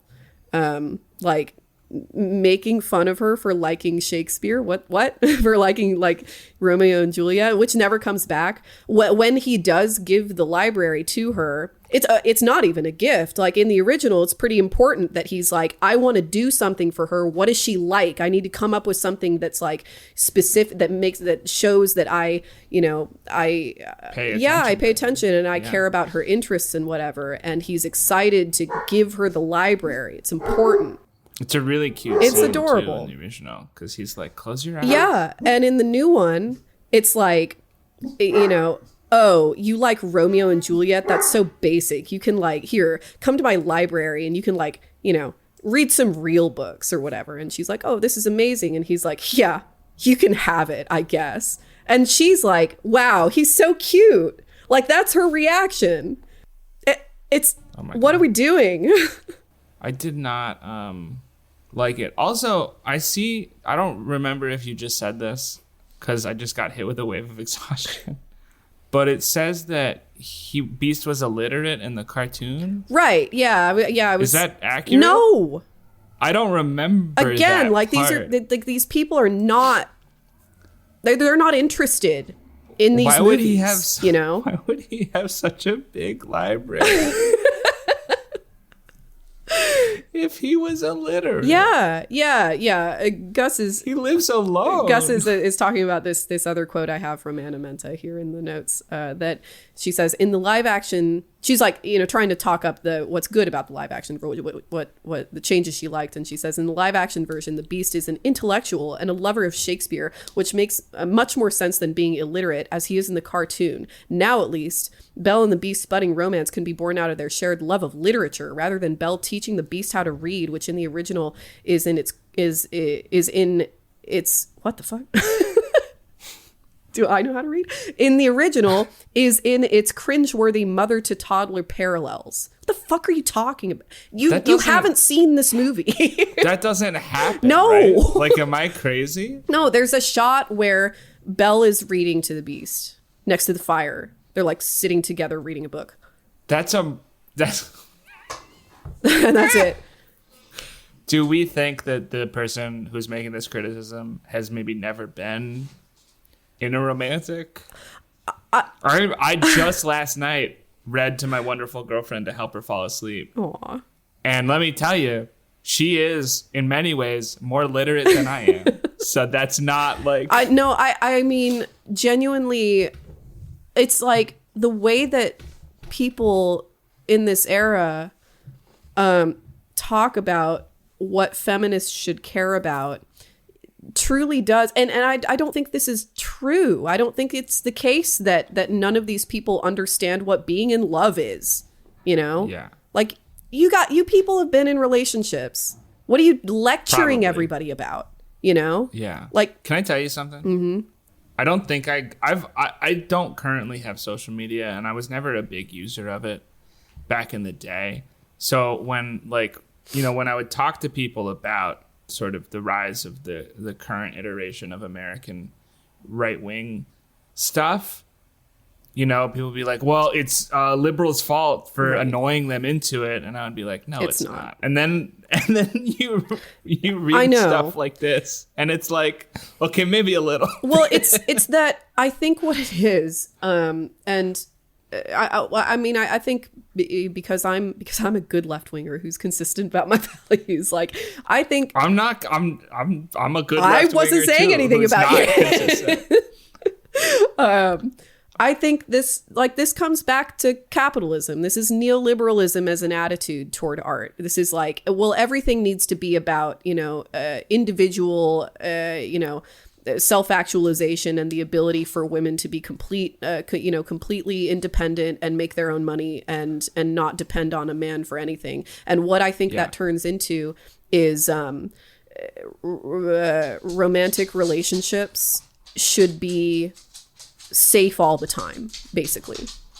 That like romantic relationships should not ever feel like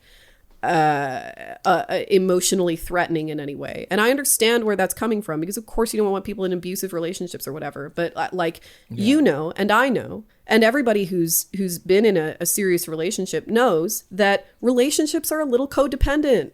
That's what happens when you're in a relationship. They're scary. Horrifying. It's terrifying. Yeah. Do you know how destroyed I would be if anything happened to her? Or even if we when my dog died a couple years ago, I couldn't get out of bed for 2 weeks. This is how relationship of any kind, really. Yeah. I mean, any deeply held relationship that you have with another human being or even an animal, whatever. Or a dog. These are important. They're important, and it's it doesn't do anybody any favors to pretend that you should be in a relationship just seeking your own. What are you in a relationship for then? Yeah, and for something to be important in that way, I think you need to have that vulnerability. Yeah, you need to have that danger. It's dangerous. Yeah, and I think that and so many of these criticisms, truly my issue with them is I completely sympathize with not wanting people to be in unhealthy relationships. I get that. And to not have a whole lot of, to have representations of relationships that are something other than dangerous or whatever. But that is a fact of relationships. And what is going on in a lot of Disney movies, including this one, I think this one actually does it best, is that the danger of relationships is borne out through the aesthetics of the movie. And so many of these critics just don't want to recognize that at all. So that Bustle article says, still, this is how they conclude their article here. Still, there's no denying that Beauty and the Beast, for all its flaws, is a thoroughly entertaining story. Generations of fans have been moved by the tale's gorgeous music and visuals, and the live-action remake with the supremely likable Emma Watson as Belle is a pleasure to watch. It's completely possible to be repelled by the film's central premise, an angry, controlling man holding an innocent young woman captive, and be drawn to the movie all the same. No, and... That's... There...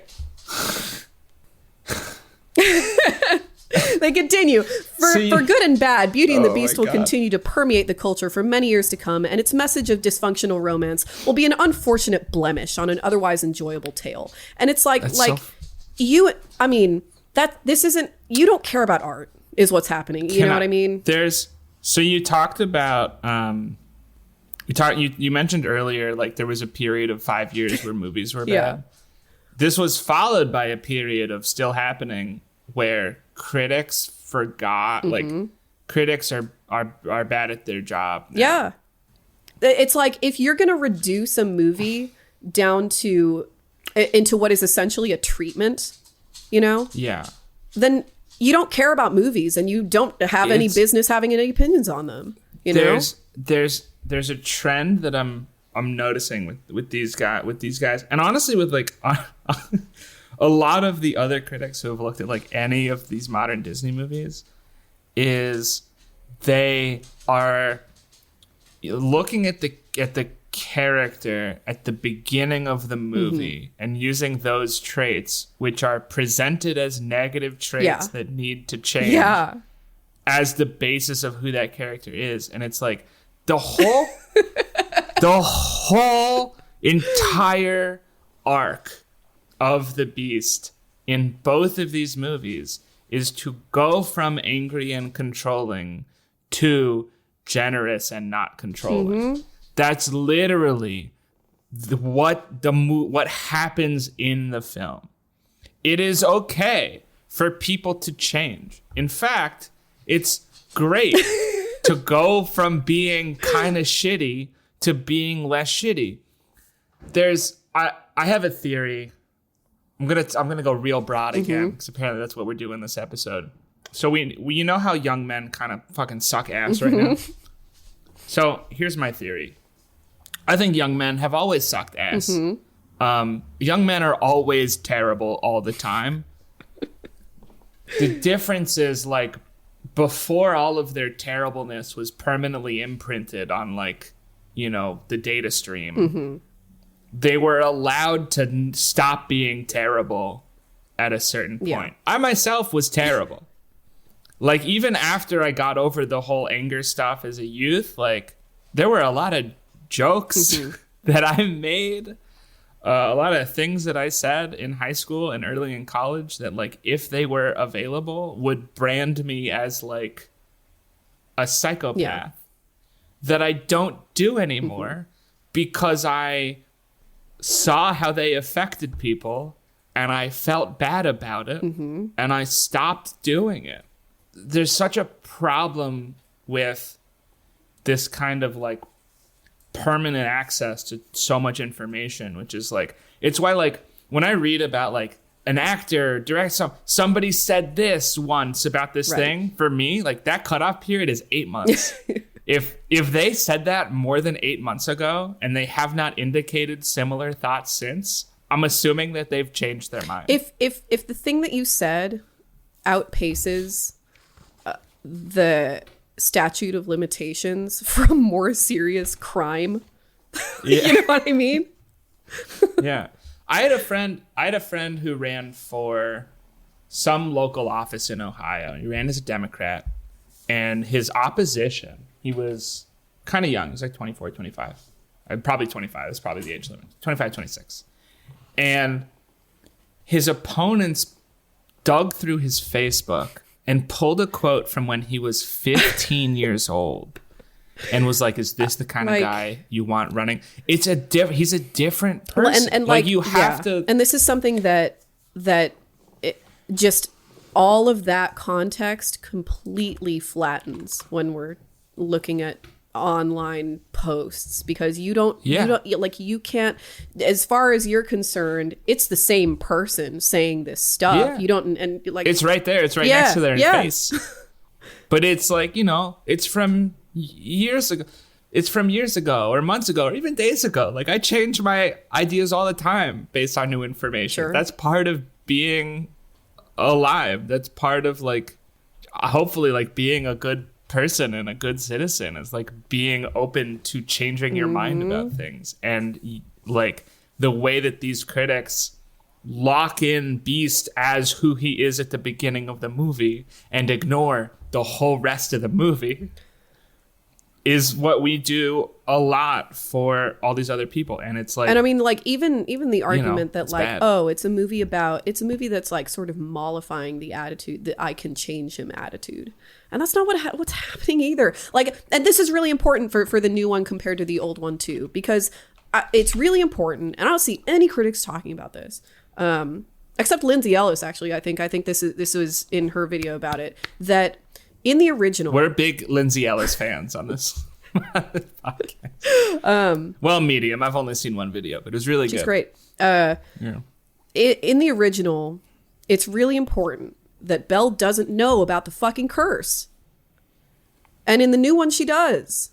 They tell her that they're all, you know, that they're all cursed, and it's important that the relationship that she and the Beast build is organic and is not influenced by any kind of even implicit attitude of like, oh, well, I'm now responsible for all of these people's lives. If you don't fuck this monster, I'm gonna be a clock forever.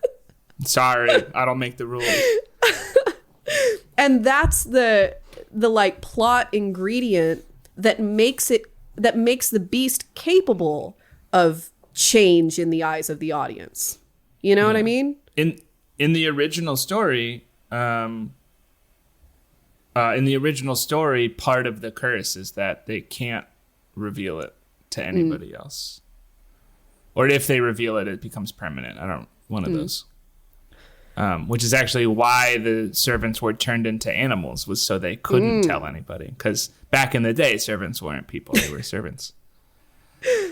So this is to say that like the degree to which this movie tries to quote fix the things that are quote wrong about the original makes it just worse to immeasurable degrees. I have no idea why Gaston is now offered any kind of complication or characterization. That's not what he's fucking for.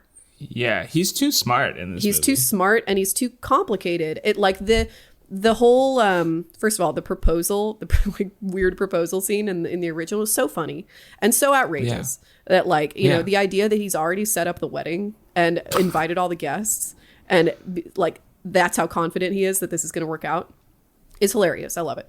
That doesn't happen in the new one. And in the new one, like his character is sort of softened to such a degree that when Belle rejects him as strongly, as like forcefully as she does, it's kind of cruel because he's like, he's there, you know, trying to like, it's obviously not going anywhere and he's obviously not successful and he obviously doesn't know what he's talking about or is sincere about any of this, but like he's saying words about books. He's talking about like, you know, he's at least making noise. He's trying to meet her. Yeah. And her response to that is like, kill yourself. Yeah, too much. Yeah. It's too much. And I don't understand why why make that choice? I don't get it. Like Gaston is not supposed to be a complex character at all. He's a you know, shitty high school quarterback. That's it. You know? Yeah. Like sometimes people are just bad. So this movie got kind of middling to good reviews, which was enough for Disney, I guess. It's like one of those situations where I think this is part of, you know, the whole culture we're talking about involving the internet, where like critics write their reviews and Rotten Tomatoes records them as good or bad. Yeah. And so a critic will write a review that's like, it looks really nice in some places. I don't know if this was success. I don't know if Emma Watson is the greatest choice for this. She doesn't have a very strong voice. It's very clearly auto-tuned, but she's trying her best, bless her heart. And then Rotten Tomatoes is like, good review, certified fresh. It's I can't look at Rotten Tomatoes anymore. I only use it to find reviews to put in my notes. Number one, review aggregates are stupid because like sometimes really great things are very divisive. Mm-hmm. So just like find a reviewer that you like for instance the Morbid Zoo on YouTube, and just only listen to them and things that they say. Yeah, I for some reason I don't have the name of this critic recorded. I don't know why I did that. Sorry, okay. Whoever this critic is. This critic said, it's as if Condon and company think that fitting out a fairy tale for 2017 audiences is a matter of making every detail and conflict more extreme and more flattering to the protagonist. Now the town doesn't have a kindly bookseller. Belle must borrow her reading material from the priest's modest library.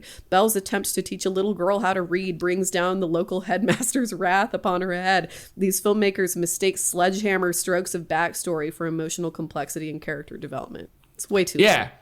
Here's the problem, and I watched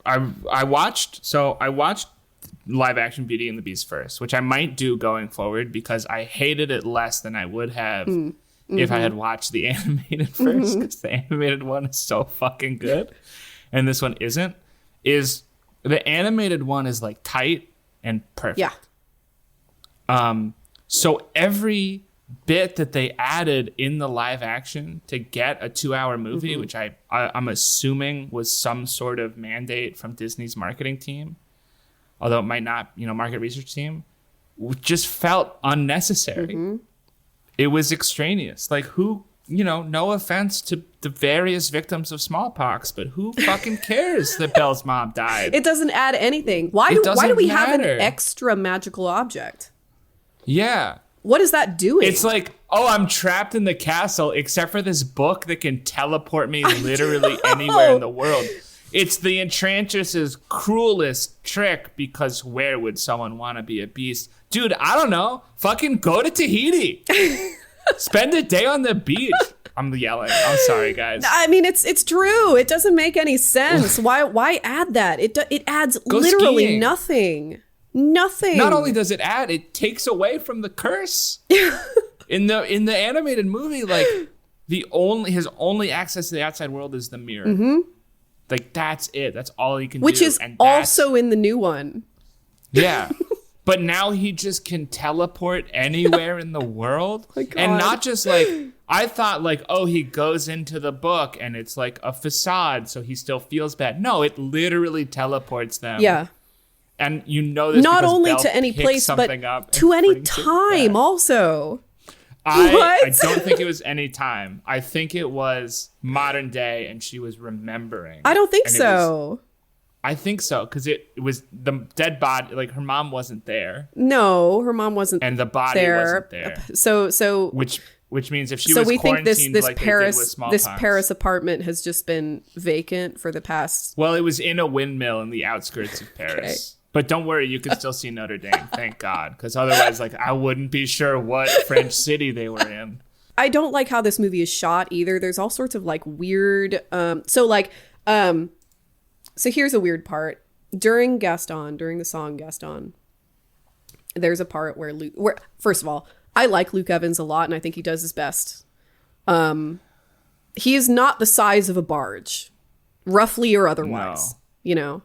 I do not buy that. It's just like this is a bad Disney villain adaptation. Just aesthetically, he doesn't have the silhouette. No, because that silhouette doesn't exist in real people. Exactly, and that's a huge fucking problem for this movie. Like you got to figure out a way around that. You can't just have a guy. So that's not going to work. He has to be outrageously handsome. Otherwise this doesn't really work thematically. The entire point is that like beauty is something that's, not completely defined from appearances. That is the theme of the movie. So in Gaston, there's a shot of Luke Evans pantomiming holding a gun, and then it cuts away for like half a second, and then it cuts back to Gaston, and he's holding a musket. So I noticed that for a different reason, because when he's holding a gun, the lyric says quiver. Yeah, you don't store bullets in a quiver. I saw LeFou hand the gun to him, so that didn't. Oh, okay. Maybe I saw that happen. Okay, fine. I could be misremembering. The thing that pissed me off was like he says quiver. Yeah, he does Why say is he quiver, not holding? which is stupid. I thought the Beast was too sexy.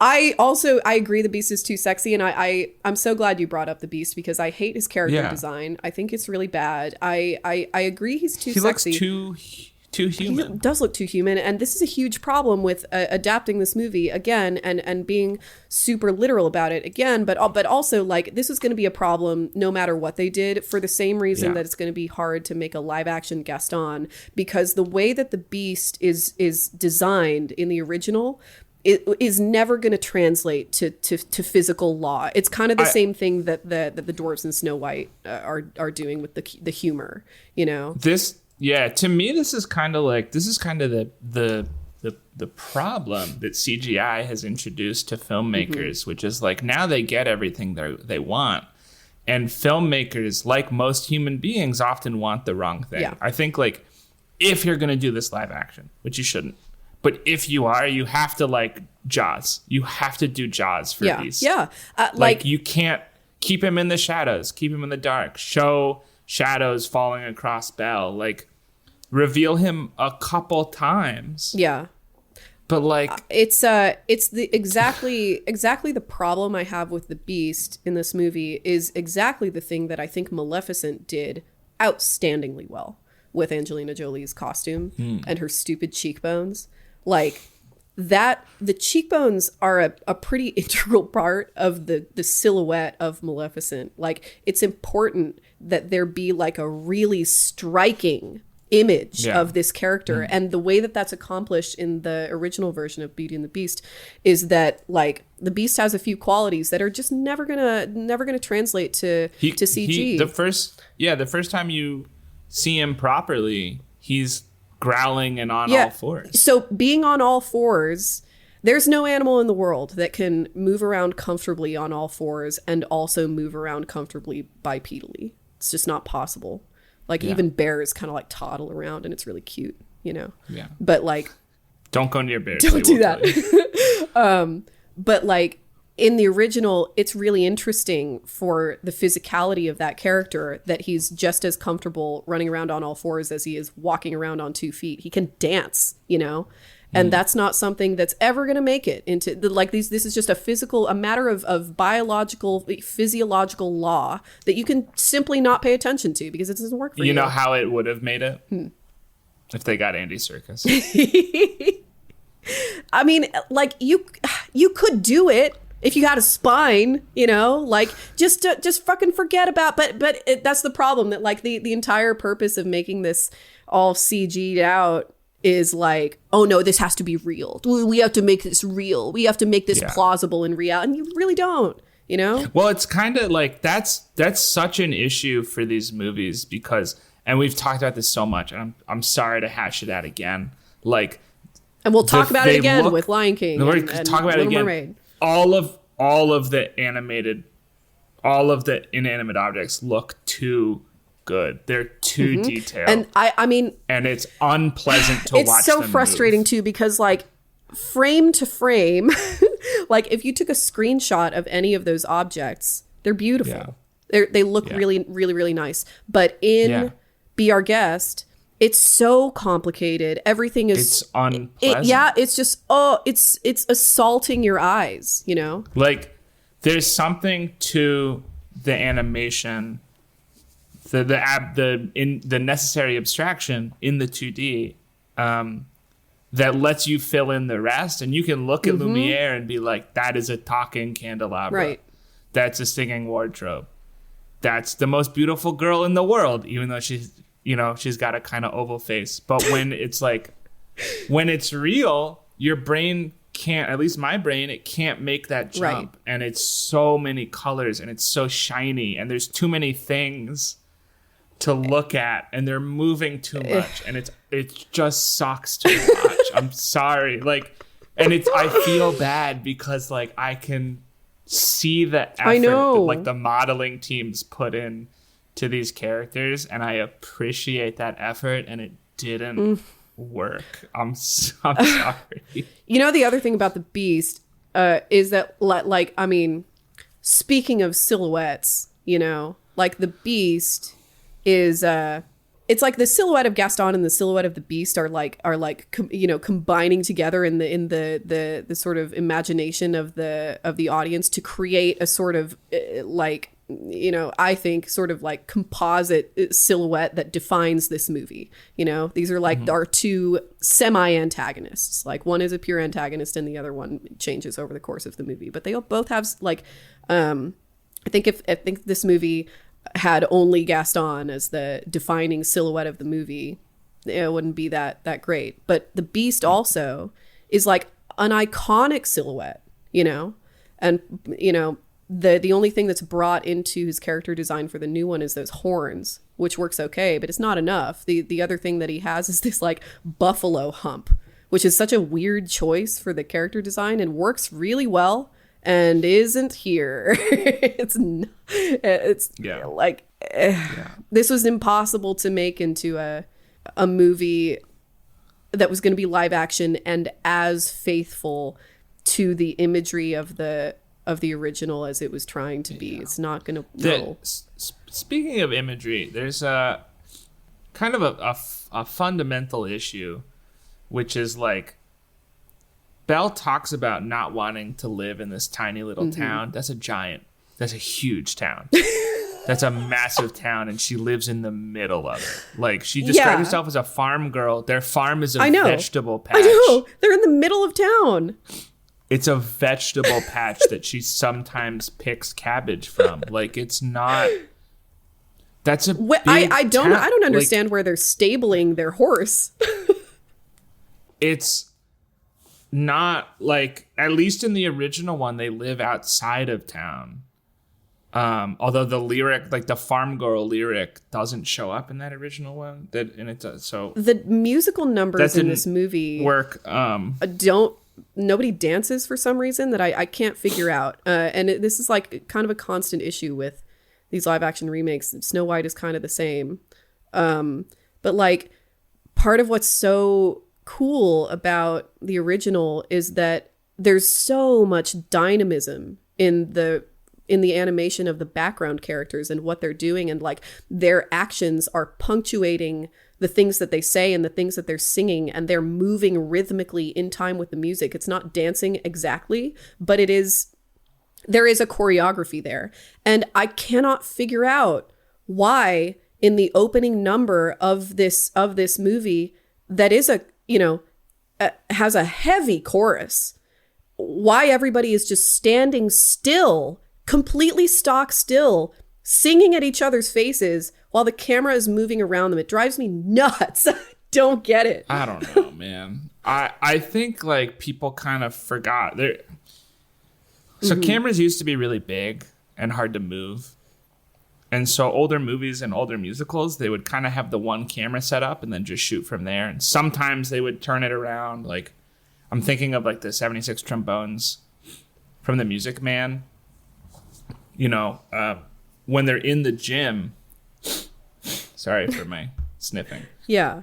There's two camera angles. It's in front and it's in back. And so you get to like see the dancing as it would be on stage. And it's really cool and it's really enjoyable. When cameras got smaller, directors were like, we can get all of the angles that we want. And then they started doing this thing where they would like have an interesting bit of choreography and they would cut to an angle of just that choreography and then back out to the big thing. And I hate that. And I also don't think it's very impressive because one guy doing a flip like is not Wicked did this really well. People are actually dancing. One guy doing a flip after three other people have done flips in time with the music while like other people are marching around. is interesting. That's why it's awesome on stage. Right. And I think like, yeah, Wicked did it really well. I thought Mean Girls, I didn't like it, but I thought it did it well. Chicago actually does the cuts very, very well. So ignore Chicago. Like they did a great job. But, and now there's this idea recently that like people don't really want musicals in their movie. And I think that was still, I think that's the case. I think they're trying to like 2017. imply this sort of plausibility around musicals that like, well, it's okay if people are singing to each other, but for some reason we can't ask the people to suspend their disbelief and expect them to dance also. But and so like, or at least like dance in a way that makes sense, right. like in the animated movie where they're like doing laundry to the beat. And the most that this movie has is like Emma Watson hops down the steps 2 at a time in time with the song, and that's it. It's really bizarre to watch because it's like the effect is like, it feels like everybody on set feels like reality's gonna break if they move too fast, you know? It's like it feels very fragile for some reason, which I think is just a case of like the, you know, the stiltedness of the imagery being paired with this very, very dynamic, you know, musical and like, you know, auditory effect where it's like coming at you from all angles. But in the original, that's matched by the imagery. And in the new one, like, nobody wants to move. I can't understand why. It doesn't make any sense to me. Frustrating. It's horrible. God, this movie sucks. I might like it less than Snow White. Really? Yeah. Snow White is still at the bottom for me just because of that it's not a movie. It's 2/3 of two different. It's 1/3 each of two different movies stitched together and presented in a full movie dress, and it is not. I think this one I hate so much just because I don't know. I think there's a bigger sort of cultural mismatch of understanding that's more inexcusable, that like you can watch Snow White and not really get what it's doing. And maybe that's your excuse for producing such a shitty remake of it. But Beauty and the Beast is 2 years older than me. You know, this is not a complicated movie to get your head around. Why have we done this? Yeah. I don't know. Money? Yeah, apparently, because it made a fucking $1 billion, $1.25 billion. It had a worse return than the original animated movie. Yeah. Embarrassing. I feel like that's the end. I feel like that is. What more is there to say? Don't watch this movie. Yeah. Well, what was your favorite part? Oh God. I have one. You go first. I'll think. So you remember that the servant when the fight scene at the end that goes on way too long? I do. Oh my God, we didn't even talk about LeFou and the whole gay thing. Oh, that didn't work at all. Stupid. No. Oh, yeah, Linda Wolverton was asked about this, and she was like, I first of all, I don't like that I wasn't involved in this movie. That kind of hurts my feelings. But also, this movie doesn't really get what the original was doing, and she mentions LeFou specifically and said he's not in love with Gaston. That's not what this character's Especially, about. like, you want to talk about abusive relationship in the first movie. Gaston punches LeFou in like every scene at least one time. Yeah, it's so funny. I love it. It's great. Like she says, no, he was just a toady and besotted with a person he could never be, which is what the entire town is about. Right. And yeah, anyway. Your favorite part? My favorite part. So you remember that servant fight at the end that went on way too long? I liked when the wardrobe covered the Three Musketeers in the dresses, and then two of them ran away, and one of them was like, I look pretty good. I thought that was really funny. I agree. Yeah. It's a pretty good moment. In fact, I think, is it cheating if I say that the wardrobe is just altogether my favorite part? I don't think so. She's great. All her voice acting is really, really awesome, and I think that all the stuff she does is funny and works, and it's cute. In fact, most of the furniture stuff I think is pretty good. I think they all look pretty good. I think their voice acting is really good. I have issues with Lumiere because even though his character design looks very pretty and very intricate, it's too intricate and you can't see what his fucking face is doing, you know? Anyway. Yeah, I like the wardrobe. I had a problem with his accent. Mm-hmm. And I was talking with my wonderful girlfriend afterwards, and she looked it up, and apparently he apologized somewhere. He apologized as like for the accent. He's like, to the French struggle. community. Yeah. Don't watch But this he movie. had a good humor about it. Yeah, don't watch the new one. Do absolutely watch the original one. Oh my god. It's amazing. It's excellent. It's so good. I would go on record saying it's one of the best movies ever made. Yeah. Robert and Ebert would agree with you. It's incredible. Robert and Ebert, what are their names? Roper? Yeah. Roper? Yeah. Who's Siskel? Oh, shit. No, I'm thinking about Roper is another critic, yeah. Siskel and Ebert. Yes, Siskel and Ebert. But the Bert and Ernie of film criticism would agree with you. One is short, one is tall. One is skinny, one is chubby. Thanks so much for listening to episode 12 of Once More with Feeling, podcast about great original movies and they're often not so great remakes. Hey, Gus. If you want to, yeah, what's up? What should people watch instead of this movie? Oh, shit. Instead of this movie, people should watch. I'm going to see Rental Family in a couple days. Oh, cute. I hope that's good. Maybe watch that one, depending on if it's good or not. What do you think people should watch instead of the new Beauty and the Beast? Instead of the new Beauty and the Beast, you could watch the direct-to-video Christmas special Beauty and the Beast, Enchanted Christmas, which is obviously part of one of these direct-to-video.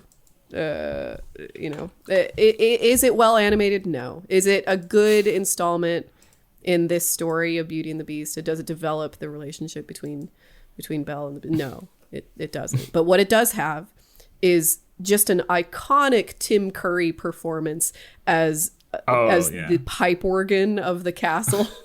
Like tries to fucking kill Belle. It's crazy. And he's an entire CG character in the year 1997. And it's really wild. So you could watch that instead. Okay. 'Tis the season. Yeah, do it. If you want to support the podcast, number one, tell your friends to listen. Give us some nice reviews on the various platforms. You can go to Patreon, which is linked in the show notes, and give us money. And then you'll be able to listen to the Patreon exclusive episodes. Right now we have, I forget the first one, but we also have an entire Sleeping Beauty episode. We have our thoughts on Cruella. We will soon have our thoughts on Mufasa, the prequel to the live action The Lion King. What is the first one we did? What is it? Let's see. We had Snow White, Pinocchio, Dumbo. It was Alice. It was the Alice in Wonderland. That's a good one. It was the Alice Through the Looking Glass. All the Patreon exclusive podcasts are pretty good. They're a pretty good time. Yeah, we're a lot more relaxed because we know people already like us. What else can you do? Follow us on social media. With Feeling Pod on, not on Twitter because fuck that, but on the other ones. You can also send us an email with feelingpod@gmail.com.